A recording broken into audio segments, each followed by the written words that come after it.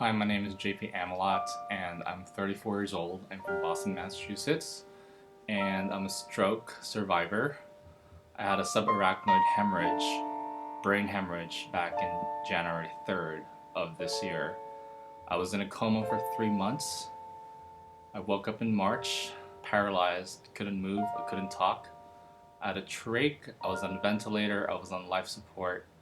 I had 6 operations, a VP shunt put in my head, coils in my back, a tube in my tummy called a peg tube so I could eat because I couldn't swallow, and I could not move my body, my legs, my arms. I was pretty paralyzed, and it was a really scary experience. I just came back from New York visiting my family over there for Christmas and New Year's. We drove back to Boston. I had a slight headache that evening, and I woke up 3 months later, not knowing what hit me. It was like a Twilight Zone episode from hell. Anyway, I spent months and months in rehab, and through the goodness of others and to the help of many, many people, and intensive physical therapy, I was able to walk again. And actually, yesterday was the first time I jogged at my gym during my physical therapy session.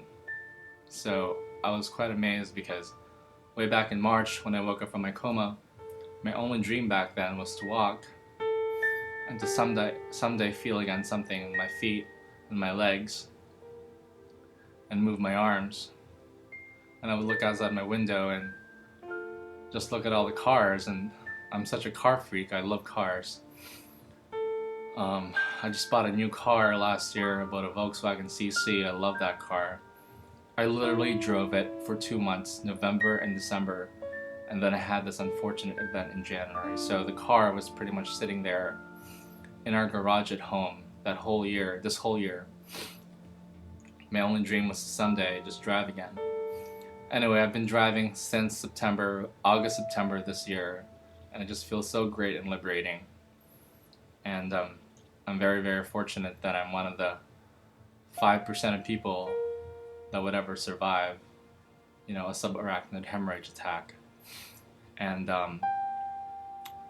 considering that most people, 50% of people die within 3 hours of getting it. Thankfully, my mom found me in my room. She thought I was initially having a heart attack. Then she called 911 and was taken to the hospital down the street from my house, and they said, "Oh, we can't handle this because they're just a small hospital." So they took me by ambulance to Beth Israel Hospital, and then on the way there, I was already dying. I literally died for 15 seconds. They had to electric shock me a number of times just to revive my heart again. Anyway, after coils and a shunt and 6 operations later, here I am.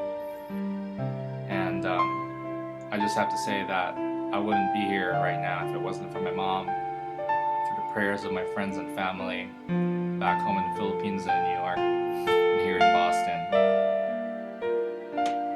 And I just had to focus on getting better. I could not give up. Actually, when I was at Beth Israel Hospital in Boston and still in a wheelchair, could barely even wheel my wheelchair down the hall. There were many times that I really wanted to cry and just give up, and I was just looking around, the hallways, and there are all these other patients in their wheelchairs. And I thought, oh God, I have to get out of here. I have to get out of this hospital. I have to get out of this building. There's a whole world out there. And for me, being trapped in that place was so difficult because, I traveled a lot for work. I also lived in Los Angeles. I've lived abroad most of my life growing up, and I traveled almost every month. I had frequent flyer miles for United, for Virgin, for British Airways. I pretty much went anywhere, everywhere. I backpacked all around Italy last year and Spain. I went to Sydney. I went to, Bondi Beach and surfed there, and I had a great life. I had a wonderful family, a great car. I had a Mercedes back home in Los Angeles. I had a Volkswagen CC here in Boston.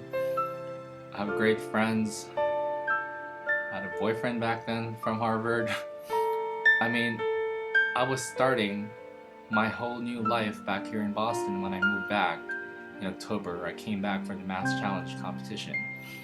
And although I didn't win the $1 million prize for the startup, I did actually, gain contacts at Bain Capital, and they said, okay, we would fund you, JP, as long as you actually launch your company. Well, I never got to launch my company because I had this unfortunate incident in January, and here I am, 12 months later, still trying to pick up the pieces and basically start off where I started. Yeah, it's been a very challenging year, but why am I making this video? It's because I feel like there's a lot of other people out there, my age, older, younger, who are also in a similar situation out there, maybe like lying down on a hospital bed somewhere, almost giving up. There were many times that I also wanted to give up, but I didn't.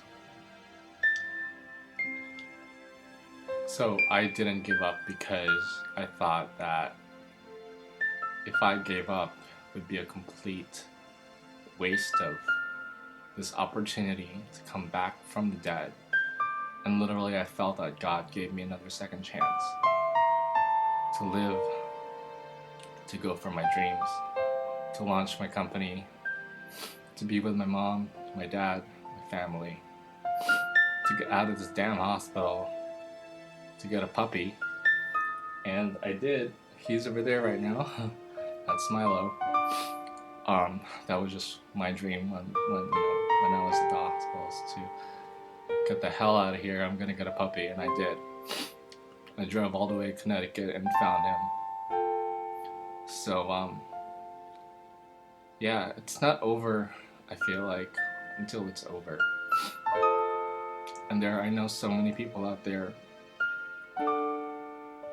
trying, striving to stay alive, keeping their spirits up, but sometimes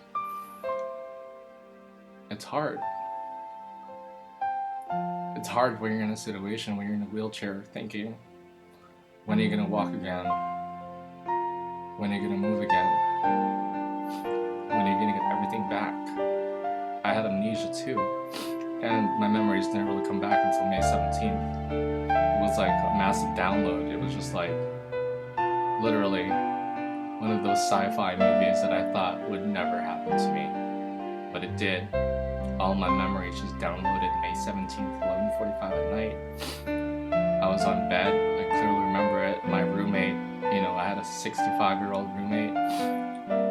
We shared like a small hospital bedroom together, and he like watched TV pretty much all night, and I just wanted to sleep because I had physical therapy and rehab the following morning pretty early. And since I threw up all the time, and I had like this injury in the part of my head that basically controlled my sense of balance, the doctors and nurses thought that they should bathe me earlier, around 5 a.m. every morning, ahead of everybody else in the ward, because so I could basically keep the food that I was eating inside of me, that I wouldn't throw it up. So anyways, I was like mulling over my bed thinking, oh, should I just like scream at this old guy and tell him to shut up and turn off the TV? Everything just came back. And I'm so glad it did, because the following morning I was able to log onto Facebook and tell all my friends who didn't know where I was. I told them that I was like room 624 at Spalding Hospital in Boston, and that the reason why I haven't been able to get online and call anybody was because I really couldn't. I couldn't remember my password. I had no idea where I was. I didn't even know a lot of my friends who would come visit me. I mean, I kind of knew who they were, but I really didn't. But yet I knew at the back of my head, I knew them.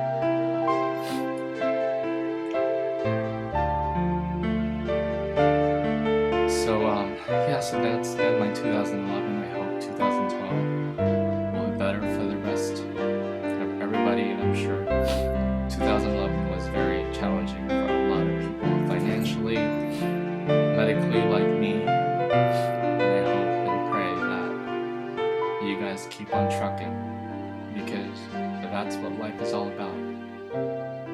Yesterday, when I was jogging, I never knew that day would come. It felt great. I felt like I won the lottery of life again. And I'm not wasting it. And I just want to live life to the fullest and try to be a better me.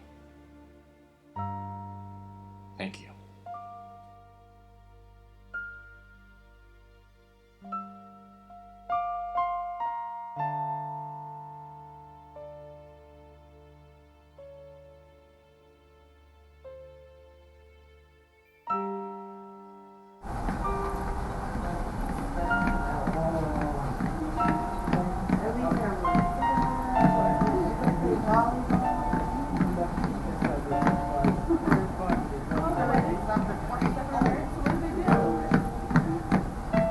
This is awesome.